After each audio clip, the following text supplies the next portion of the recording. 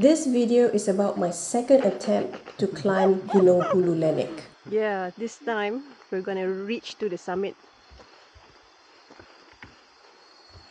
Definitely going to finish it this time.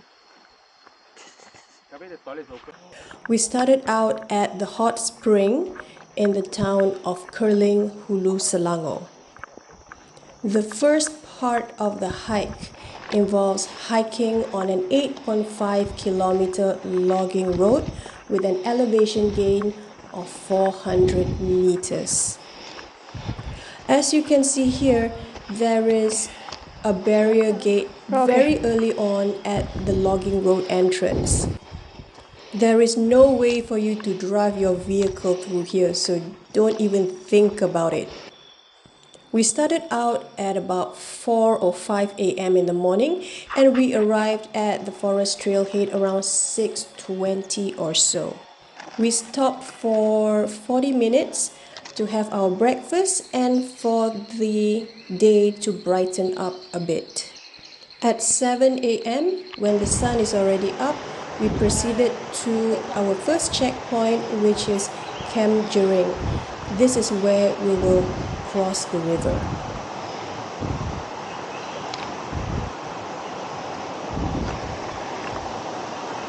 Macam nak off ni habis? Macam nak offkan lampu? Macam mana nak offkan lampu? This is a video of me crossing the river. What I found useful was to lean my body forward so that I will feel more stable as I was crossing the river. By the way, Mike, if you're watching this, I know that you're going to watch this eventually. The guide, Fahmi, he expressed his undying gratitude to you for installing these roads, man. He said that it really helped him to get across and clear the trail. So thank you very much. That was what he said, and he asked me to tell you that.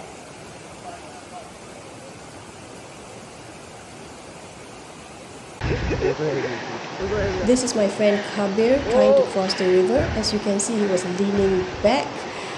That is not ideal because you will be trying to hold your weight backward. So he revised his position here. He's leaning forward. So as you can see, he's more stable and he's able to control his movements from one end to one end.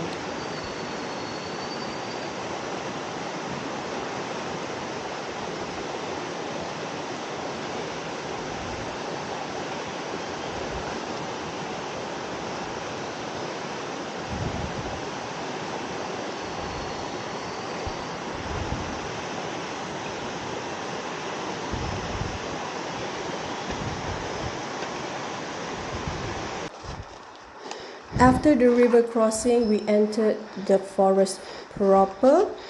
Now, as you can see here, the trail is not really that visible. Okay.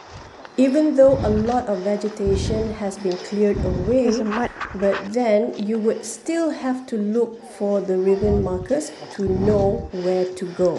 This is okay already. When I first came in, it was much worse than this. Yeah. For us to get this far, it was about 1 to 2 hours. Yeah. This is much better. The pace is much better.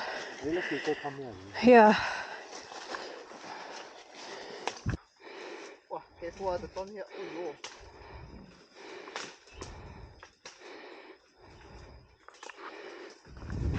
The last time our guide Fahmi went in to clear the trail was 2 months ago. But 2 months was enough for the vegetation to slowly close the trail. So he had to do some minor chopping as well. One of the most annoying things about this trail is that there were lots of vines. Thorns everywhere.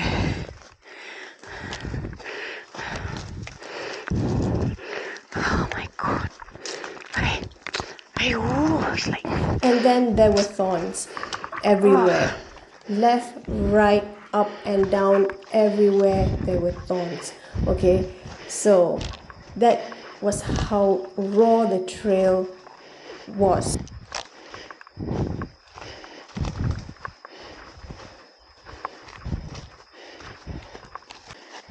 Okay, this is the false peak at 605 meter in elevation. Elevation gain 673 at 10 kilometers in. Trail tak nampak langsung.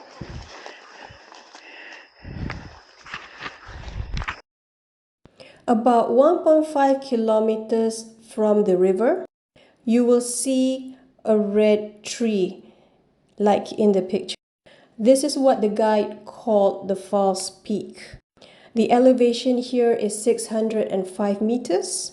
And after this, there will be an elevation loss of about 50 meters. You're going to go downhill until the elevation hits 550 meters.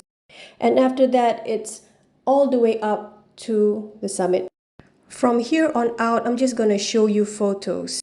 Unfortunately, my video clips got corrupted. Yeah, it's a shame really. Here you see me standing and trying to climb up on top of a mound of dried leaves. The night before, I think, or probably the day before, it rained. And so the ground was really soft. It's really wet clay. And so you can imagine how slippery it was. The whole experience was like trying to walk on a slippery floor. A very steep, slippery floor, if you can imagine how it feels like. Here we have our guide Fahmi cutting and chopping his way through the trail. And again, look at the soil, it's very soft and slippery.